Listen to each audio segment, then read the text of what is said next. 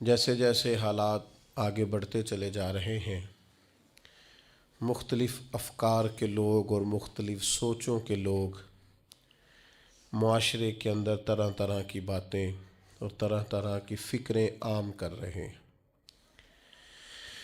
انسان کا یہ مزاج ہوتا ہے کہ شر کو جلدی قبول کرتا ہے، گناہ کی طرف، بدگمانی کی طرف انسان کا نفس جلدی مائل ہوتا ہے۔ جو لوگ صدیوں سے محنت کر رہے ہیں اور دین اسلام کی خوبصورت پروقار اور محبت سے لبریز تشریحات امت تک پہنچا رہے ہیں، انہوں نے اولین جد و جہد اس بات پر کی ہے کہ کسی بھی طریقے سے اس امت کو اللہ اور اس کے رسول کے ساتھ جوڑا جائے صلی اللہ تعالی علیہ وسلم۔ جب امت اللہ رسول کے ساتھ جڑ جائے گی تو پھر اللہ رسول کے احکامات ماننا، رب رسول کے دیے ہوئے دین پر عمل کرنا، اپنے سارے اخلاقی رویوں کو درست کرنا یہ آسان ہو جائے گا۔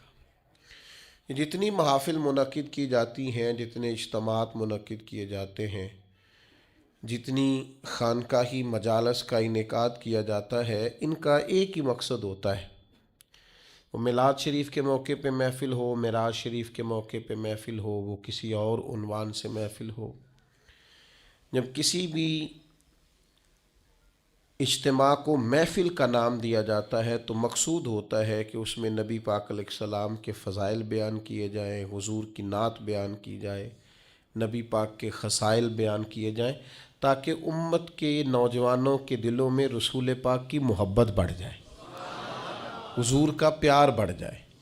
اور جیسے جیسے حضور کی محبت امت کے دلوں میں بڑھتی جاتی ہے، حضور کی غلامی کا اور فرما برداری کا جذبہ بھی بڑھتا جاتا ہے۔ اور الحمدللہ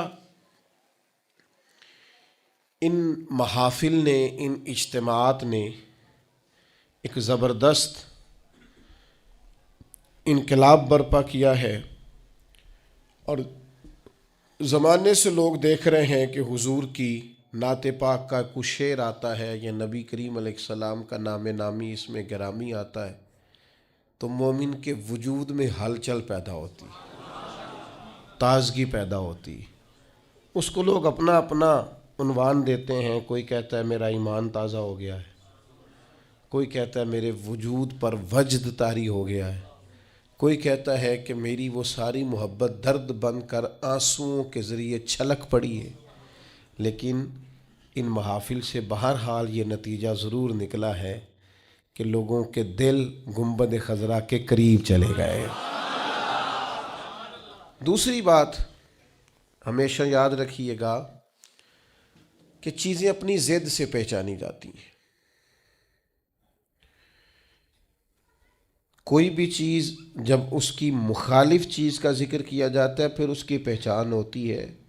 اگر رات نہ ہو تو دن کی کوئی پہچان نہیں ہے، اگر صبح نہ ہو تو شام کی کوئی پہچان، اگر اجالا نہ ہو تو اندھیرے کا کوئی نام لینے کو بھی تیار نہیں ہے۔ چیزیں اپنی ضد سے پہچانی جاتی ہیں۔ الاشیاء تعرف باضدادها۔ عرب کہتے ہیں کہ کوئی بھی چیز اپنے ضد سے پہچانی جاتی ہے۔ جس طرح نبی پاک علیہ السلام کے فضائل کا، حضور کی نعت کا، نبی پاک کی عظمتوں کا بیان ہمیشہ سے ہوتا رہا ہے نا، اس طرح سے بعض ایسے نادان بھی تھے جو ہمیشہ بعض چیزوں کو سمیٹتے رہے ہیں، بعض چیزوں کو وہ گھیرتے رہے ہیں، اور وہ تروڑ مروڑ کے چیزوں کو اس طرح پیش کرتے رہے ہیں کہ بالکل ایک نیا رستہ، ہٹ کے رستہ ایک گروہ گزرا ہے امت میں جس کو نیچری کہا جاتا ہے۔ یہ باقاعدہ ایک فرقہ تھا، اور اس فرقے کے بڑے شخص کا اگر میں آپ کو نام بتاؤں تو آپ سارے واقف ہیں۔ ان کے بڑے شخص کا نام تھا سر سید احمد خان۔ یہ نیچری تھے۔ یہ کہتے تھے کہ اگر معراج شریف کی ساری احادیث صحیح بھی ہوں، انہوں نے وہ ساری احادیث لکھی، ساری صحیح احادیث کو کوٹ کیا، ساری صحیح احادیث کوٹ کر کے کہا کہ یہ صحیح بھی ہیں، راوی بھی درست ہیں، 30 کے قریب صحابہ ان روایات کو روایت کرنے والے ہیں، تو پھر بھی کہنے لگے کہ ہم اس لیے واقعہ معراج کو معاذ اللہ تسلیم نہیں کرتے کہ ایک شخص کا، ایک انسانی وجود کا فضا میں معلق رہنا ممکن نہیں اور فضا سے گزر کے جانا ممکن نہیں۔ کہنے لگے اگر ساری روایتیں درست بھی مان لی جائیں تو پھر بھی چونکہ یہ فطرت کے خلاف ہے، یہ روٹین میں جو کام ہوتے ہیں ان کے خلاف ہے، تو ہم یہ کہیں گے معاذ اللہ راویوں کو غلطی لگ گئی ہے بات کرنے میں، یعنی ساری روایتیں لکھ کے بھی تسلیم کرنے کو تیار۔ اچھا بڑے عجیب لوگ ہیں، یہ سمجھتے ہی نہیں۔ معجزہ پتہ کسے کہتے ہیں؟ معجزہ اور کرامت کہتے ہیں خرق عادت کو۔ خرق عادت کا مطلب ہوتا ہے عادت کو پھاڑ دینا۔ جو کام عادت کے مطابق چل رہا ہو وہ کرامت اور معجزہ نہیں ہوتا، جو عادت سے ذرا ہٹ کے ہو اس کو معجزہ اور کرامت کہا جاتا ہے۔ جو روٹین میں چل رہا ہو وہ تو چل ہی رہا ہے روٹین میں۔ ہم کہتے ہیں کہ جب رب چاہتا ہے تو نبی کے ہاتھ پہ معجزہ ہوتا ہے، ولی کے ہاتھ پہ کرامت ہوتی ہے۔ آپ کہیں جناب فلانا کام فطرتاً ہو رہا تھا، اصول کے ساتھ ہو رہا تھا، تو بالکل آپ کی بات ٹھیک ہے۔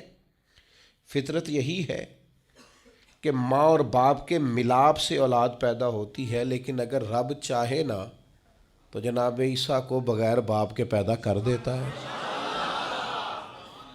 فطرت یہی ہے کہ بچے عمر کا کچھ حصہ طے کرنے کے بعد 3-4 سال کی عمر میں جا کر گفتگو شروع کرتے ہیں، لیکن اگر اللہ چاہے تو قرآن کہتا ہے کہ جناب عیسیٰ پنگوڑے میں کہتے ہیں انی عبد اللہ آتانی الکتاب، میں اللہ کا بندہ ہوں اور کتاب لے کے آیا ہوں۔ یعنی وہ پنگوڑے میں بھی یہ گفتگو کر دیتے ہیں اگر اللہ، اسی کو معجزہ کہا جاتا ہے۔ اور کتاب و سنت اس سے الحمدللہ معمور ہے، بھرپور ہے۔ آپ کبھی غور فرماتے جائیں، دیکھتے جائیں، فطرت تو یہی ہے نا کہ مادرزاد اندھا، کوڑا، برس کے مریض، یہ سارے کسی طبیب کے پاس جائیں، ڈاکٹر کے پاس جائیں، علاج کرائیں۔ اور آج کل کی ہماری زبان کے اندر اگر کوئی شخص مریض ہے تو پہلے وہ ٹیسٹ کرائے، پھر اس کے بعد ڈاکٹر کا تجویز کردہ نسخہ استعمال کرے، آپریٹ کی ضرورت ہے تو آپریشن کرائے، پھر ٹھیک ہوگا۔ لیکن اگر چاہے نا رب اور دے اپنے نبی کو معجزہ، تو پھر قرآن کہتا ہے کہ جناب عیسیٰ علیہ السلام اگر مادرزاد اندھوں کو اور کوڑوں کو ہاتھ پھیر دیں تو اللہ شفا عطا فرما دے، اور یہ 3 پارے میں آپ کو میسر آئے گا، ملے گا۔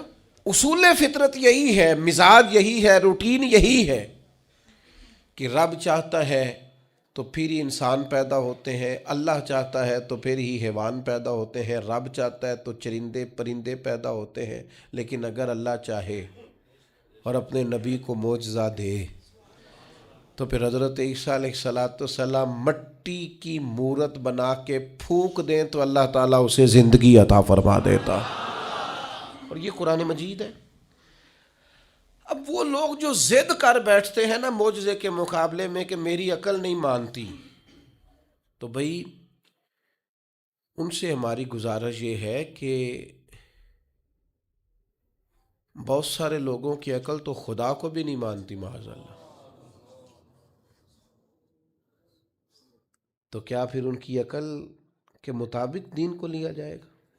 پھر یہ کیا کہہ دیا جائے گا کہ چونکہ تیری عقل میں نہیں آتا تو لہذا ہے ہی نہیں معاذ اللہ؟ تو معجزہ جو ہوتا ہے نا، معجزہ وہ اللہ کی عطا سے نبی کا کمال ہوتا ہے۔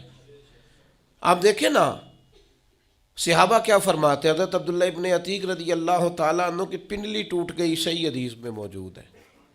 اب اگر پنڈلی ٹوٹ گئی ہے، ٹانگ ٹوٹ گئی ہے، تو اس کا طریقہ یہی ہے کہ ہمارے ہاں جو آج مروج ہے وہ یہی ہے کہ وہ کسی ڈاکٹر طبیب کو دکھایا جائے گا، اس کا علاج ہوگا، اور آج کل تو آپریشن کیے جاتے ہیں۔ اس زمانے میں بھی جو طریقہ تھا وہ اختیار کیا جائے گا اور اس کے مطابق علاج ہوگا۔